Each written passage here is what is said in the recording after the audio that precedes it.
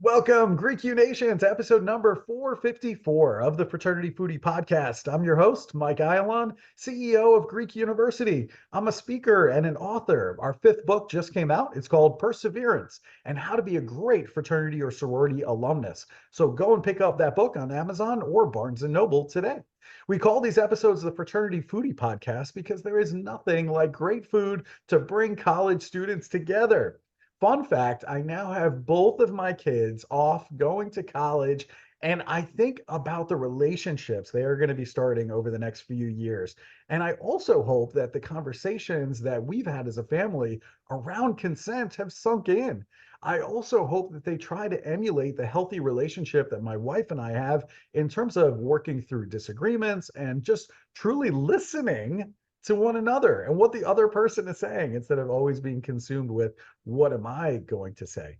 So we're going to be talking a little bit more in this episode about healthy relationships today with our next guest. So I do want to issue a content warning as we are going to be talking about sexual assault in this episode. So let's put that content warning out there and let's get into it. Our next guest is Ashley Bendiksen. She is a survivor turned activist, speaker, and a coach.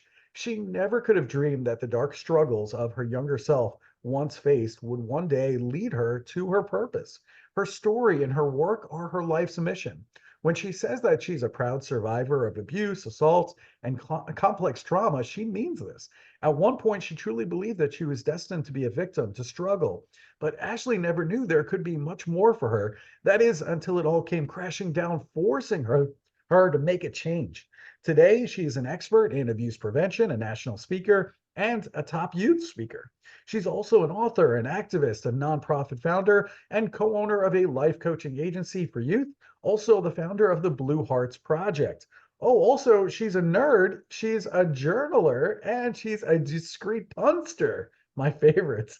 Tireless adventurer. She likes to sing, she likes to play the piano, and she hangs at the ocean year round, even in New England. My God, it must be cold. Come to Nashville, Tennessee, where it is much warmer. We don't have the ocean, though. That's really bad. Welcome to the show, Ashley.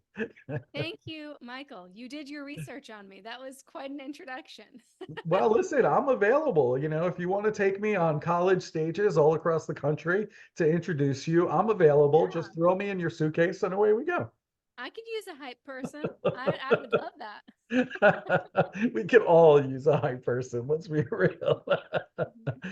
So, I am so excited that you are on the show today. Of course, we are going to be talking about a sensitive topic about sexual assault. And I think it's a necessary conversation now more than ever. And, I want to talk a little bit about your history with sexual assault. I know you experienced some dating violence and sexual abuse by your first boyfriend at the age of 14. Tell our listeners a little bit more about what happened there. Yeah, so, being young, being a freshman in high school, I was entirely new to the world of dating. And I think, like you and a lot of your listeners, my only ideas about what a relationship looked like really came from my parents and what I saw in pop culture, right? I'm an 80s baby. I grew up on Disney princess movies and boy bands. And so my belief was that love was a fairy tale. Finding romance and dating was fun and exciting. And when I met this first boyfriend of mine, it felt like the fairy tale was coming true. He was, the older, popular, athletic guy at school who asked me to dance at my very first high school dance. And everything felt like it was following that fairy tale path. And, like most relationships, everything was great until everything changed. People aren't necessarily usually abusive at the beginning of a relationship. And unfortunately, I never saw the warning signs. When some of those first red flags started to pop up, I was confused by them. I often wondered if I was just new to dating. Maybe I didn't understand the expectations. Maybe this was nothing. And I kept a lot of little things to myself. But unfortunately, as time went on, he very slowly but subtly became very abusive. verbally, emotionally, psychologically, and also sexually. And this was a lot to deal with as a teenager. It felt very isolating. Like I said, it felt confusing. And I truly believed that I had no one to talk to about it. And it was a turning point in my young adult life. I went from being a really bubbly, outgoing, quirky kid to, kind of losing sight of who I was because now this relationship was causing me to be distracted, overwhelmed, stressed, anxious, depressed. And as a result, I turned to a lot of unhealthy coping tools. And so that was a really rough time in my adolescence. I went from being on cloud nine, being excited about this relationship, to it really kind of turning my world upside down. Wow. And, after this relationship, I know that you decided you were going to go to school, to college at UMass Lowell. You were going to be a nursing major. I'm curious, what made you choose UMass Lowell as your undergraduate starting point? Yeah, the relationship I just referenced lasted my first 2 years of high school. Uh-huh. The rest of high school was just a survival game. I could not wait to run out of that school building and to like leave that whole hometown fast enough. It was just a small school, which means the abuse was compounded by bullying and all kinds of other issues. So I was excited for college. I was hopeful. I thought it would be this amazing second chance, a new chapter, leave all of these struggles behind. And for me, UMass Lowell was about 2 hours away from home. And to my knowledge, hearing where everybody was going to school, nobody from my high school was going there. So that was a big check mark. I wanted to really start fresh. And I'm from New England. I grew up 15 minutes from UMass Dartmouth, which is a great school. And most of us kids around here kind of apply to all the UMasses. So UMass Lowell was just on the default list. And to be completely honest, one of the consequences of that abusive relationship was performing poorly in school. So I really didn't have good grades. I used to be a straight A student, and this relationship derailed even my academics. So when I applied to colleges, my grades were poor. I hadn't gotten involved in anything at school. I was so consumed by that relationship that, I really didn't have that many college prospects. UMass Lowell, I'm pretty sure, was the only school that um, accepted me. And I chose nursing because I was good at anatomy. It was one of my favorite high school classes, and all of my, friends and peers were picking nursing as their major, so I just picked it. So, yeah, it wasn't really intentional, but I was excited about going to UMass Lowell. So that's kind of how I ended up there. Yeah, that makes a lot of sense to me. I can certainly see that you want to start fresh. So I kind of anticipated that that's what you were going to say. It was like a fresh start for you. Nobody Yeah. from high school, 2 hours away. Makes sense to start anew after all of the chaos that was going on in high school. And ultimately, you really didn't know those warning signs for abuse. And you ended up getting into another abusive relationship at age 18 that ultimately caused you to drop out of school. So, and eventually now all of a sudden you got this clarity to change your life. So I'm wondering, how did you make that shift from that point forward? Yeah, I think as much as I left high school believing I knew what to look out for now, I mean, I swore to myself, I'll never let this happen to me ever again. Mhm. I still didn't understand abuse. I didn't know what the specific red flags were. Relationships are unique to us. We get to know a person and we often justify things that, we might know are wrong, but we understand where they're coming from. We want to give people second chances. We want the relationship to work. And so it's not uncommon for someone to find themselves in another abusive relationship like I was. And I think for the purposes of your audience too, this also for me normalized abuse and assault. Mhm. Despite the fact that I have these two abusive relationships that I speak about, and when I'm sharing my story, there were multiple assaults by other individuals in the years between. This just became my norm. And it all culminated, as you just referred to, with that late college relationship where my life was completely destroyed. I mean, everything from being isolated from those new friends I made, my family members, I was doing so poorly in school all over again, struggling with my mental health all over again, to the point where he did force me to drop out of college. And I did finally, shortly after that, work up the courage to break up with him. But this is a very dangerous thing to do. I didn't do it with a safety plan, I didn't ask for support. And unfortunately, I was attacked by him. He was in a rage and returned to confront me. And that was my rock bottom. That was so painful. And I felt so defeated and continued to ask myself, why is this happening to me? Why is this my life? But it was a turning point because even though I was at my lowest, it changed my life. I remembered feeling like I was at rock bottom and thinking about everything that I had thrown away.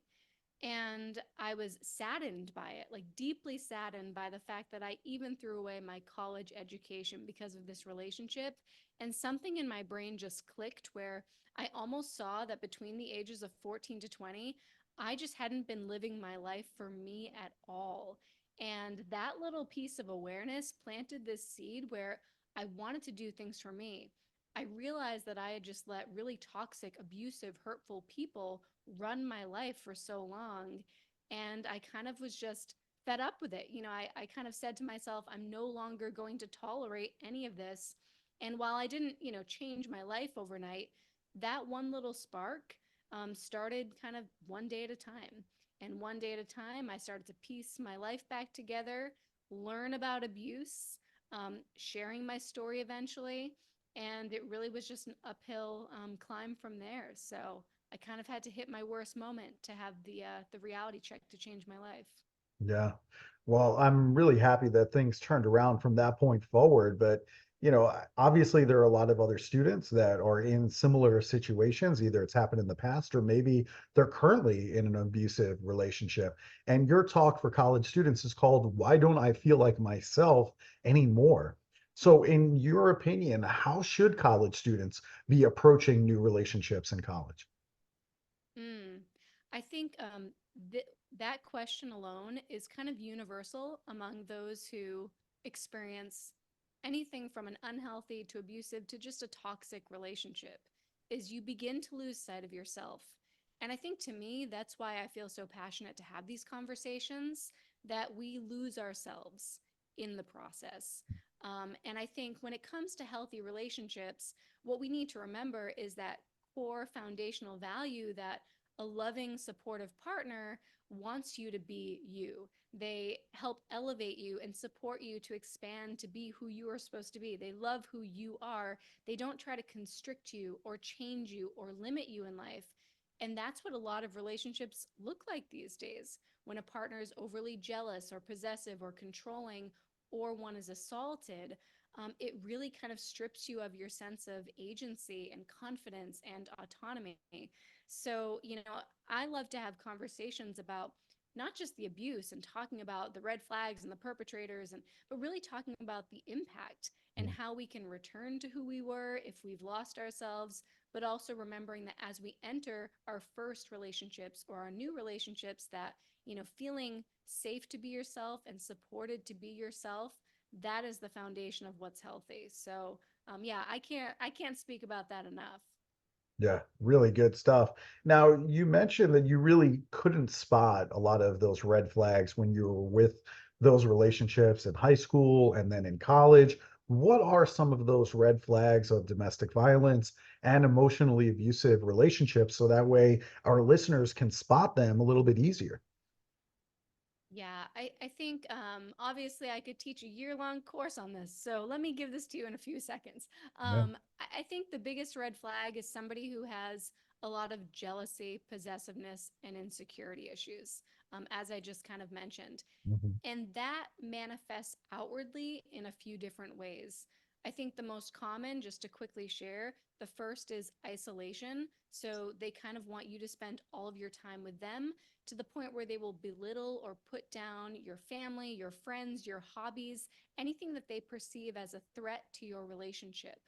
They might also be controlling. So this can run from, trying to control who your friends are to demanding access to your phone passwords, your social media accounts, expecting you to share your locations, provide proof, take pictures to show who you're with. So, kind of that excessive control. These individuals can also be pretty manipulative. So they use words as weapons. They say things that are hurtful. They make you feel guilty. They play a lot of mind games. And then the last one is kind of extreme mood swings where they're not horrible all the time. Sometimes they're that fun, amazing person that you first met, but then on a dime, they can just switch and you never really know when it's coming. And all of those things that I just mentioned kind of happen in this pattern, this cycle. They start off small, you ignore them, you dismiss them, but then eventually this becomes your life where you're just kind of doing everything you can not to upset your partner because they have so much control and influence over you and your choices. So, I think anytime you see a partner that has some insecurities, but it's turning into them controlling your life, that is the red flag. And ultimately, the greatest red flag is just that feeling in your gut that something isn't right. Because I think we all feel that, Mhm. even if we don't understand like the technical red flags. I think we all know when something isn't right, and we just have to listen to that sooner. That's super helpful for our listeners. There's no doubt about that. And if somebody is listening to your words right now and they're saying, you know what, I'm in this abusive relationship right now, how do they get out of this toxic relationship? What's the right way to leave this? Mm. I think educating yourself on abuse is eye opening. Hearing other survivors' stories is eye opening. For so many, this for a very long time can feel so unique to you. But once you start to realize, wait, there's a definition, there's language for the things that I feel like I can't explain, that's empowering. So, knowledge is step one. And then step two is what I would say, really getting objective advice from a trained specialist, using a hotline, using counseling resources on campus. Many college campuses have victim advocates, and that position specifically is often confidential and anonymous, which means you can talk to them about anything and they won't report. They're one of the few people on college campuses. And really utilize these experts for guidance on getting out because, like I kind of alluded to earlier, one of the most dangerous times for any victim of an abusive relationship is when they just try to leave. You don't know how your partner's going to respond. So, having someone do safety planning with you, things like, you know, suggesting that you change up your routine, how you walk to class, your typical route, making sure you're walking with friends to your dorm late at night versus walking alone. All these little tips can really make sure that you're keeping yourself safe in the process. So, self educate and talk to an expert. Excellent, excellent advice. I like that a lot. And some of the things that we talk about on college campuses involve bystander intervention and supporting those that are impacted. So I'm wondering how, if somebody's listening to this, let's say they're in a fraternity, they're in a sorority, how should they support their friends and actually listen? Mm. It is so hard.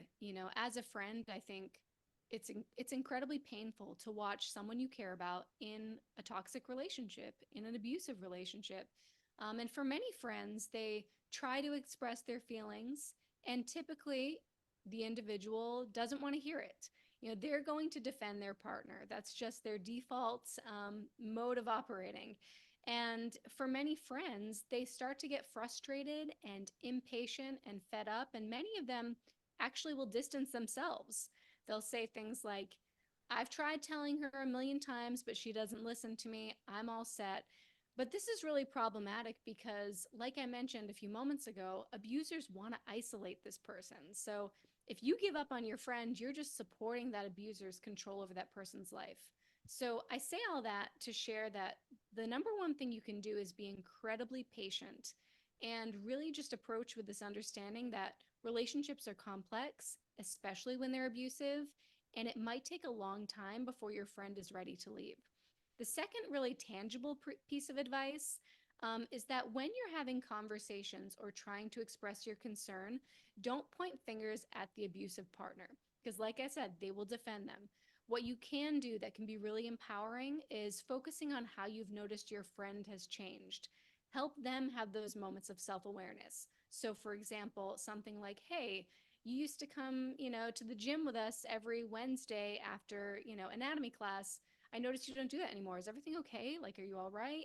Those little moments of awareness can be really helpful for a victim. So, Keep the focus on them, not their partner, and stay patient throughout the process. And never hesitate to speak up. This goes for all students. This also goes for witnessing problematic behaviors because the abusive partners have friends too. And you might overhear things that you know is controlling or abusive. And I think there's ways to just gently have those conversations because ideally we want to help those people too, right? It's not just about helping the victims, but helping abusive partners to also learn that their behaviors are not necessarily right or okay. Great stuff. One of the things that I love about talking about sexual assault prevention on college campuses is kind of looking at some of the events that the students will put on after I leave. And that could be stuff around consent, that could be stuff around bystander intervention, and really that peer-to-peer education that happens on college campuses. So I'm thinking about ways that we can be proactive in terms of increasing safety and promoting prevention on college campuses. Do you have any other ideas on in terms of what students can do to increase safety and promote prevention on their campus? Mm. You know, this is such a complex question because I could approach it from so many different angles.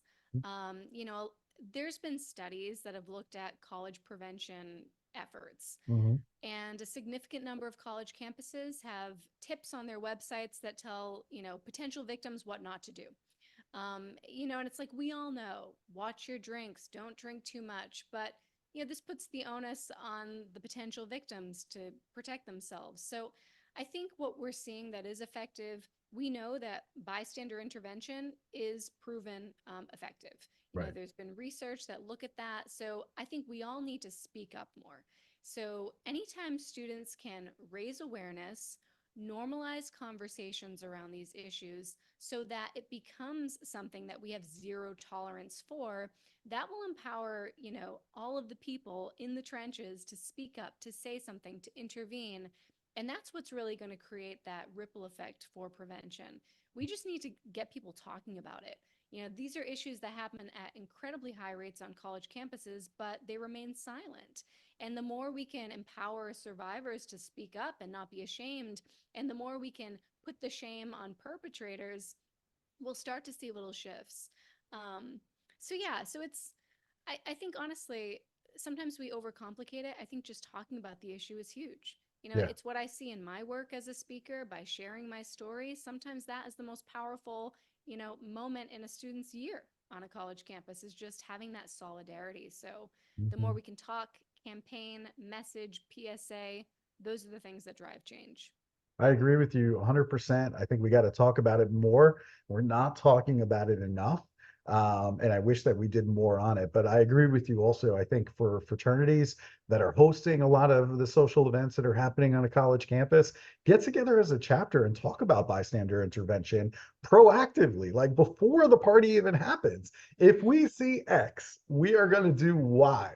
Talk about it before it even happens. So if we see our, fraternity brother and a sorority sister both inebriated and they're heading upstairs to the second floor where we know there are bedrooms up there, what are we going to do watching all of this, right? And have a conversation around that as a chapter. I think that would be a beautiful thing.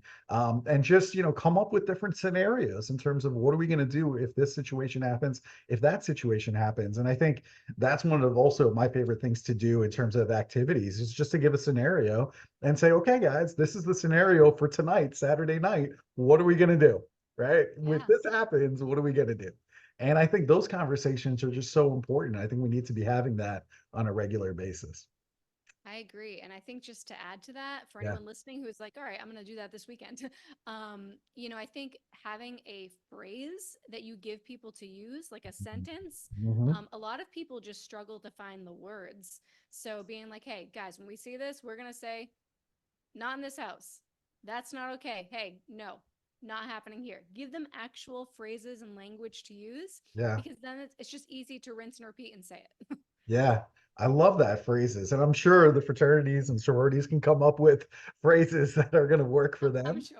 I'm sure they're going to use their imagination and be like, I really like this. The whole phrases things Yep. works for them. So yeah, if they have some kind of code word that they can use, which we all say, okay, this means we got to step into action, then I Yeah. love it. I think that that is absolutely brilliant. And I hope that every fraternity member and sorority member will do just that and have that code word or phrase for their social event so they know they can jump into action and everybody immediately knows, okay, I get it. I know what needs to be done. And so brilliant. Let's promote that a million times. Really, really good. Now, I want you to talk a little bit about your book too. You wrote this book. It's called The Language of Time. Tell our audience, what is this book about and why did you ultimately decide to write it? Oh, it is quite unrelated to the conversation up to this point, Yeah. but a great little story in and of itself. So, my mom, unfortunately, developed Alzheimer's at the age of 48. And as far as our family knows, it's not genetic. We don't know why she got it. But in my early to mid 20s, I was thrown into the world of caregiving.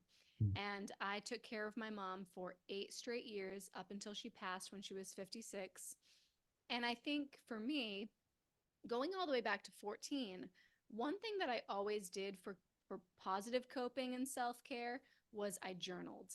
I always loved to write, and my journal kind of became like my fill-in therapist.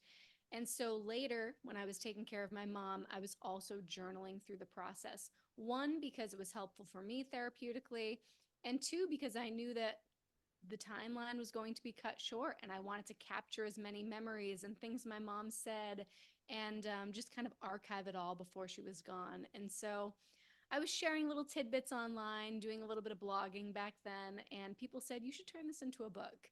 So it became a labor of love, and I'm so proud of how it came out. And essentially, it's a memoir on that caregiving journey.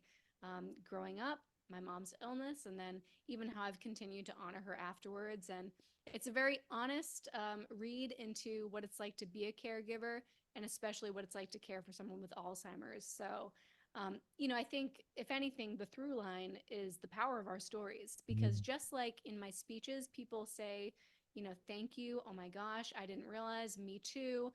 The same thing has happened with that book where caregivers reach out and feel a sense of solidarity. So, us telling our stories is powerful stuff. And that's what I did in that book.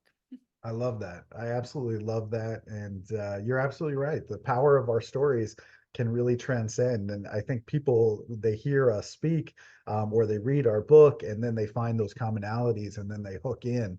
And then they say, wow, I've been through something similar as well. And that's where they connect.